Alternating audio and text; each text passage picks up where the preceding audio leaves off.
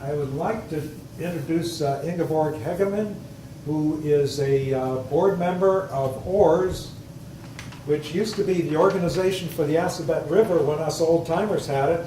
And I want you to notice how well the hat and the OARS hat and the LBA shirt goes together well.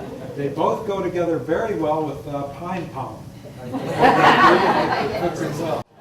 But we're really glad to have Ingeborg here because she is an expert. She works for an environmental consulting firm, and she's been a Stowe selectman. She's on the Stowe Cultural Conservation Commission, and so this is just a perfect match. We are all in the watershed for the Oars rivers, so we're really glad to have her here.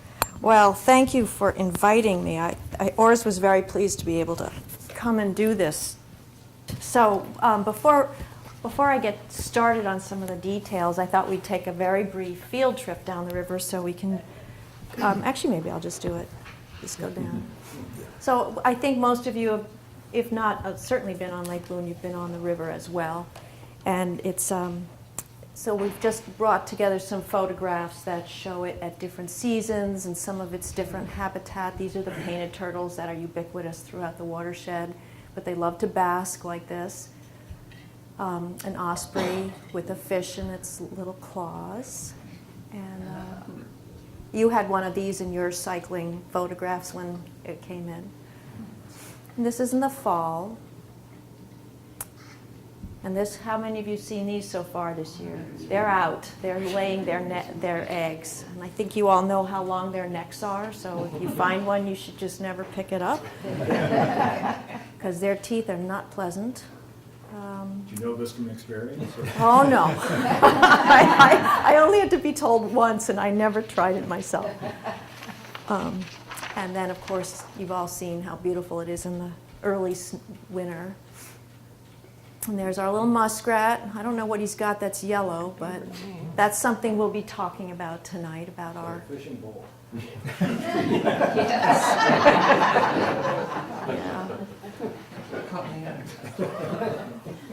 And you had one of these gray heron, blue herons also in your slides that were circulating before.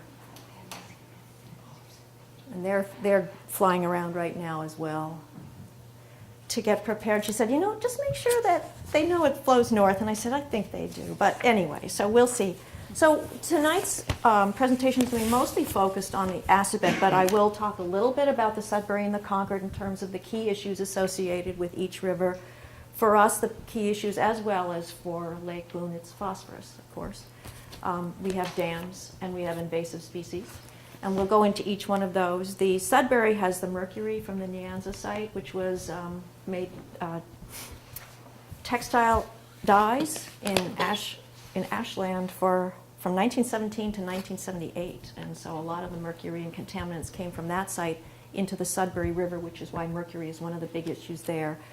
And then the Concord has a lot of dams, and it has a lot of invasives. Both the Sudbury and Concord have a lot of invasives.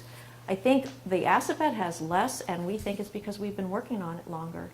So we'll go through each one of those in a little bit. So the green means that there's a section of our three rivers that is in the Wild and Scenic Rivers Act, which was created in 1968 by the federal government, and it's now celebrating its 50th year. It should be noted that less than 1% of all the rivers in the United States get this classification. And we were designated in 1999. We are the only set of rivers, the only wild and scenic rivers that are designated for historic sites and places in American literature. And I think we all know that. I mean, if you look at the Old Manse in Concord and the Old North Bridge. The other thing that's interesting is that we are the closest river to a major metropolitan area. And if you think about the metropolitan area as extending westward and northward, you know, our metropolitan area has just been growing circumferentially around the city of Boston, and here we have this amazing series of rivers that contributes to this, to becoming wild and scenic and meeting the criteria for it. The Old Manse was home to authors Hawthorne, Emerson's father, and Thoreau used to visit there a lot. And one of the things that I have some handouts in the back that I hope you'll all take upcoming is the River Festival in and June 16th and 17th. But one of the reasons that OARS decided to participate in the Rivers Festival in this way is because they used to have these river parties back at that time. They would go out to the old barn and they would go out on the river with their canoes and their boats and light candles. And so we decided to do something similar to that, and so that's still sort of ongoing. It's a little different now than when it first started, but that was the inspiration for the Riverfest. So the Oars Mission is to work to protect and preserve the Assabet, Sudbury, and Concord rivers, their tributaries, and the watershed for wildlife, water supply, and recreation. And we have sort of a three-prong approach to that, which is to raise awareness, collect scientific data, we're scientifically based, and then use that science to advocate for laws, for protection, and we'll go into some of those. And then we work collaboratively for solutions. We work with our towns. And just recently, for example, OARS worked with the town of Stowe to review and comment on the draft permit to be issued for the Hudson wastewater treatment permit that is out for comment right now, or was out for comment. I'm sorry, and I did bring some of the comment letters. If anyone is interested, we can go into that in the Q&A, or I can just leave them here with you guys, and that's why they fell all over the place just now. So the goal is to make this river fishable and swimmable, and at this point, it can be some days, maybe, you can go fishing. People fish, you can go swimming. You can fish there, but we also have circumstances a few years back where we had a fish kill, a major fish kill on the river. I think that was in 2013. And it was so hot, and the eutrophication in the water sucked the oxygen out of the water, and the fish had nothing, and they just all bellied up. I don't know if any of you remember that, but it was fairly shocking. Anyway, you can go to our website, oars3rivers.org. It's pretty easy.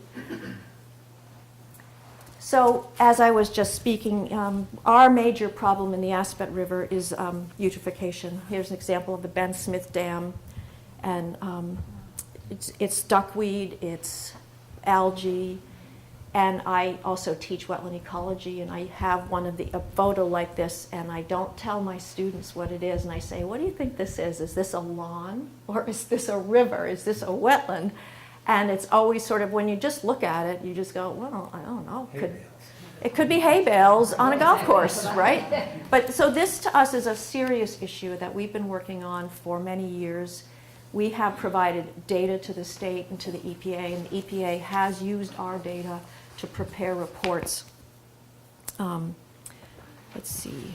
We've been monitoring water quality since 1992. We started monitoring water quality in the Concord River in 2004, and then in the Sudbury River in 2009. So we have a long track record, and the agencies do see value in the science-based approach that we take. And that's a night heron up there, if you didn't know, and that is the Ben Smith Dam down in Concord. And I didn't know if you see the frog there. He's very well hidden, but he is down there. Oh, yeah. Yeah. And there's some of our volunteers. We always love volunteers. I don't know if any of you have had the opportunity to go out and drag up water chestnuts, but it is dirty and it is fun. And you load up your canoes and you barely get back to shore and unload them. But it's a lot of fun. Actually, we've been so successful in the Assabet that some of our, well, actually, I think I have a slide. I'm jumping ahead.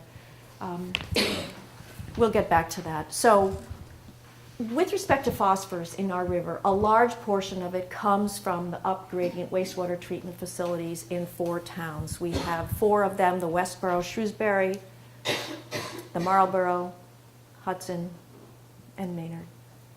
So these, compared to the other rivers, Sudbury and Concord have much fewer, and there's one in the Sudbury tributary. We have 9 dams, 3 dams on the Concord and 7 on the Sudbury. I don't know how many of you were around when the Army Corps of Engineers did the study on the dam removal for the lake. Do any of you remember that? And that was an incredibly interesting presentation of what would happen, the purpose being because a lot of the phosphorus that has been discharged from these wastewater treatment plants settles in the sediment. And then in the winter, it fluxes back up out of the sediment. And because so much sediment is trapped behind the dams, there was a concerted effort to look at ways to attenuate for that pollutant. One of them was dredging, one of them was dam removal. And if you consider that much of the flow of the Assabet River is in fact flow from treated water from our treatment plants, if you go up to the Westboro, Shrewsbury, or Marlborough plants, I don't know if any of you have driven on 290 coming from west to east, and you see a little sign that says Assabet River, and it's like, really? That's the river? Well, what that really is discharge from the wastewater treatment facility. So the river that we know is in large part formed by the Ben Smith dams and the other dams that cause these embayments, and the reaction, and they had wonderful graphics showing what it would look like, what the river would look like without those dams. And it was very interesting, and for us having a sense of place of this river as being a fairly large river with these wonderful impoundments, totally different experience. So it's on the web if you want to search Assabet River Dam Study. It has great graphics.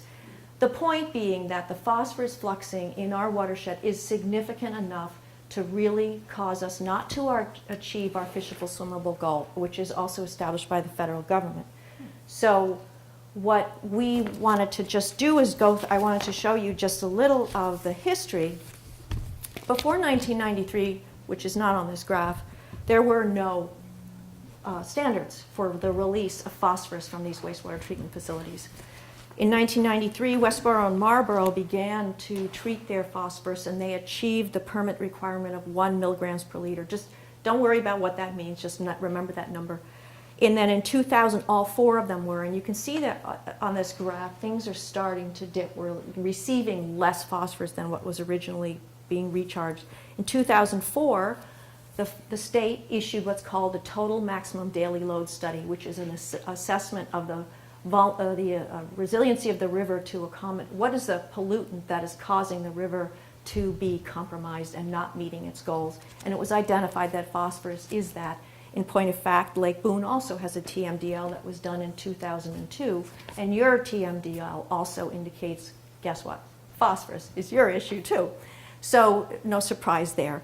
So then in 2007 and 2008, all 4, so there's a summer loading number and a winter loading number. The winter loading number tends to be a little higher because there isn't the plant growth, the biomass in the rivers at that time, so the understanding is that it's not as important to control the phosphorus as it is in the summer.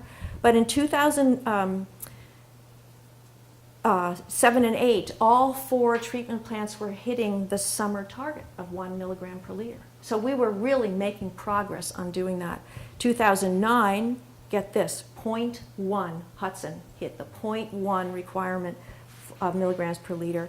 In 2011, Maynard did the same, and in 2012, all 4 did. Look at those numbers. Look at what's happening, okay?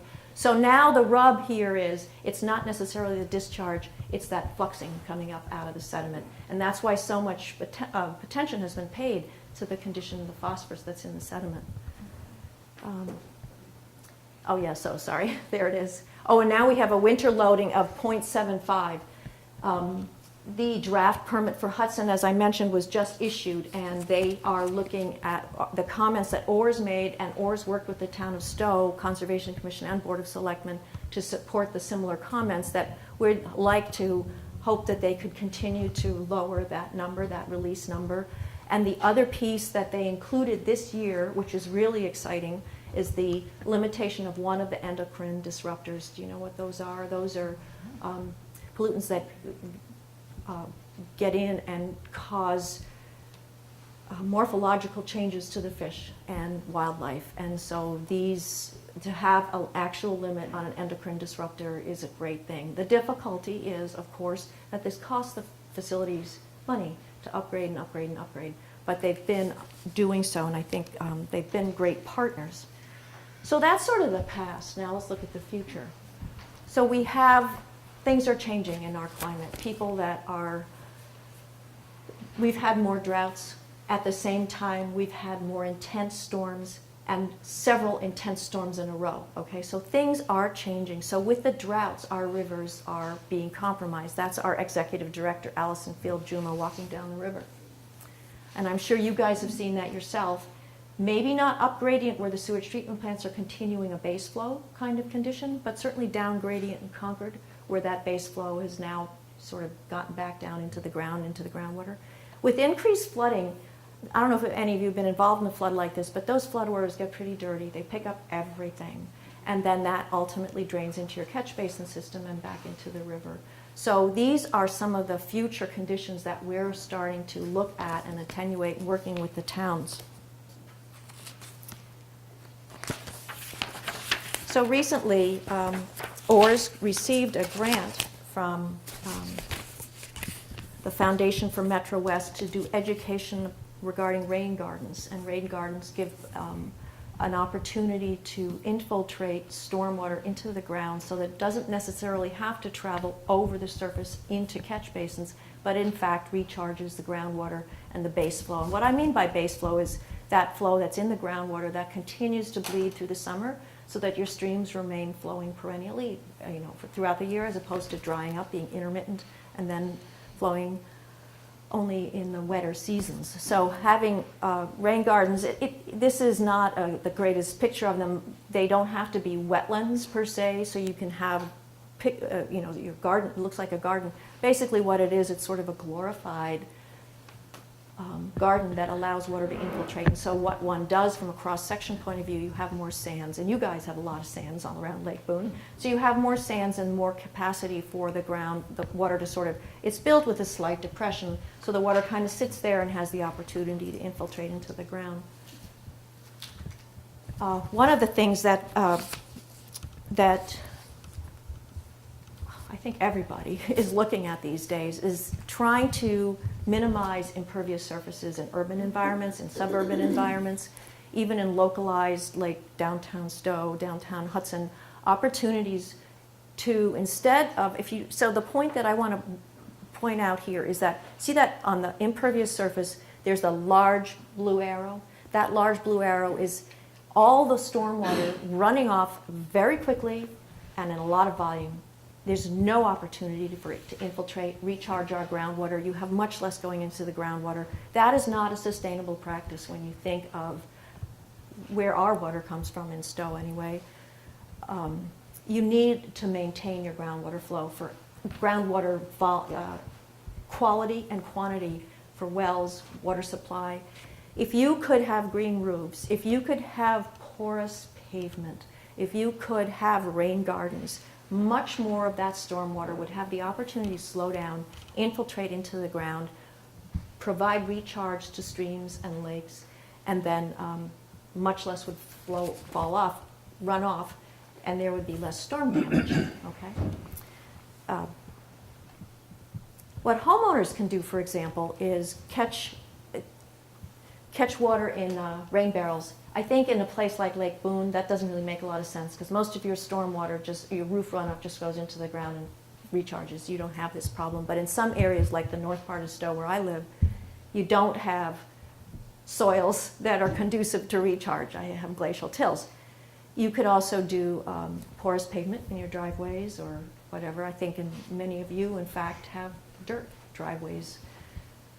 Planting for shade gives yourself a cooler environment. You don't need to have as much air conditioning, energy consumption.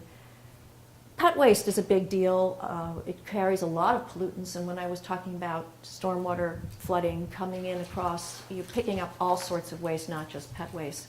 And the other thing that's very important is maintaining your septic system, and many of us are on septics. Obviously, the no phosphorus approach, don't use phosphorus cleaners. You should take care and maintain. Make sure you know what you're putting down into your septic system so you don't clog it. Maintain it, pump it at a regular period. I could get into stories about that, but I won't. Anyway, so I think we all could get into stories about that.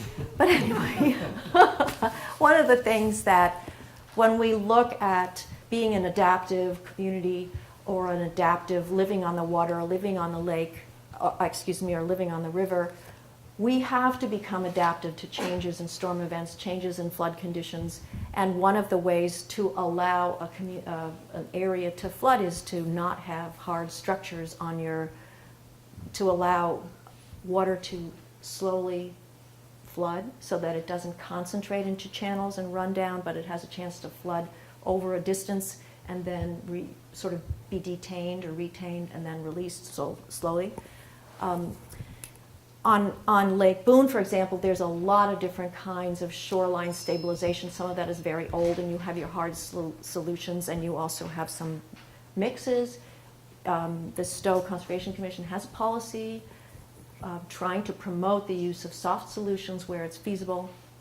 I have a copy of that if you're interested, and it's also available on the website. So what we were talking about earlier is this water chestnut, and here's an example on the lower right of a gentleman with, the water chestnut floats on the surface. Do you know, how many of you have played around with water chestnut? It's got this wonderful geometric shape, and then its roots sort of float underwater, and you just scoop it up, and it has the nut, the seeds. The nut is in the shape of aliens, the only way I can think of it. And it's green in the summer, but in the fall, it's this gray, incredibly pointy thing you do not want to step on with bare feet.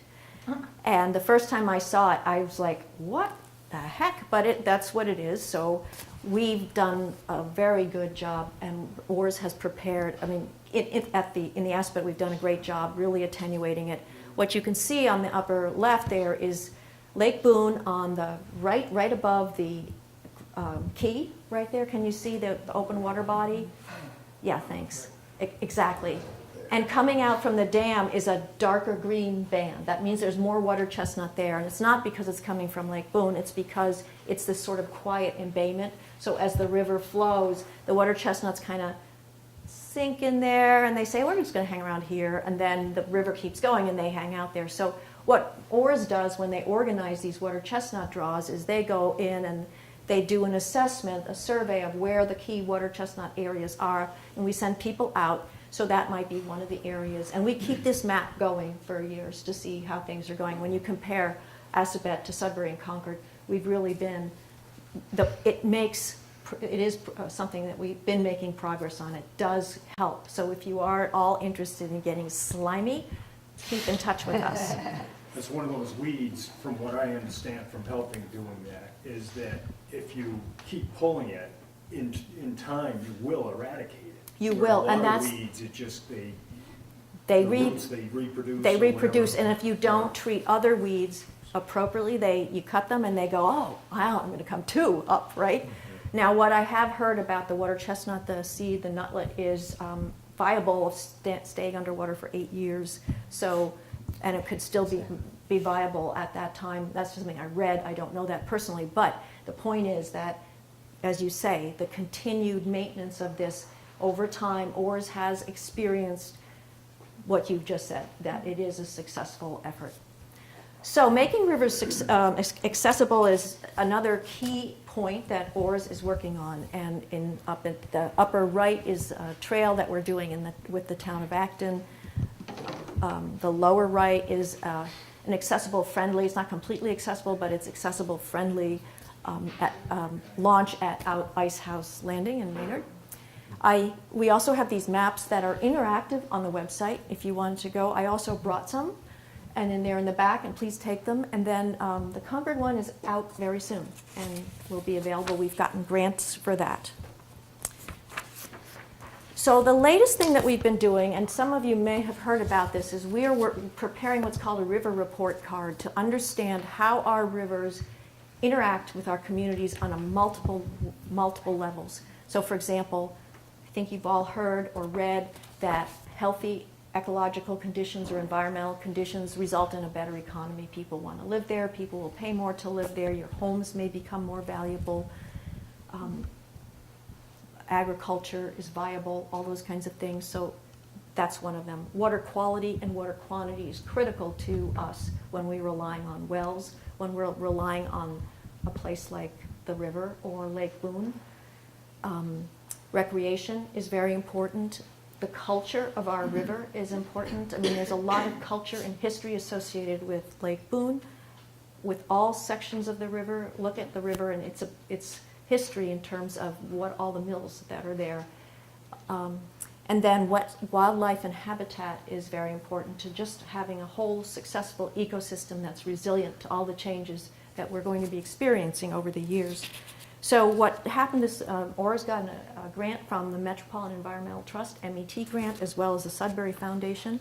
And they had 2 stakeholder meetings this spring where we talked with a number of different people and organizations and got their input in developing these 6 indicators. And so this is going to continue. We're going to keep focusing our efforts around this general report card, and we'll be reporting on how we're doing in each one of those categories.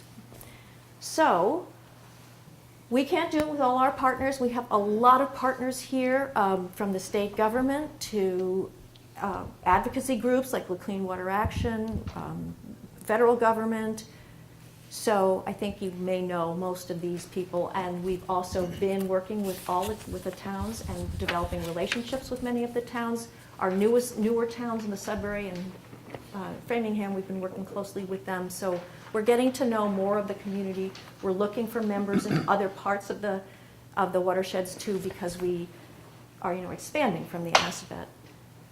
So, and we can't do it without volunteers. So that if any of you are interested in becoming a citizen scientist, we have people go out early in the morning and test the water quality, temperature, pH. We do the water chestnut pulling. We have the river cleanup. How many of you have done that down in Hudson? It is the funnest thing in the world. You actually walk in the river and you pull out bottles from 1910 and tires and bicycles and rubber duckies, because Hudson has the rubber duck thing, so you see the rubber duckies going down there, and they're some old, really faded pink and green. Anyway, so there's that. So that's coming up September 15th if you're interested, and it's just one of those feel-good things. And then what's coming up closer is this River Fest. We have a flyer out here with a map of all the different activities and locations, and we have a... So the cool thing, if this works, I hope this works, is this is an active video here.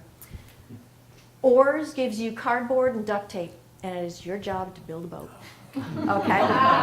So the question here is, will there be a Team Lake Boon? And so if this works, maybe it won't, because this is an older... It's not going to work. It may not. Yeah, because this... So what it is these are actually cardboard boats, and you can see the duct tape on it. And if the video was working, you'd hear these people laughing hysterically, going out and ultimately sinking. So anyway, think about that for a couple of weekends from now. And then very soon is our annual meeting up in Concord, and we're going to be having a guest speaker speaking about the stories of canoes.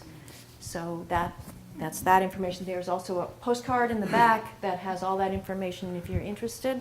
And that's it. I'm happy to answer any questions or get into any details about what I've spoken about. And then you can have your meeting. But I just really want to really thank you for inviting us to come.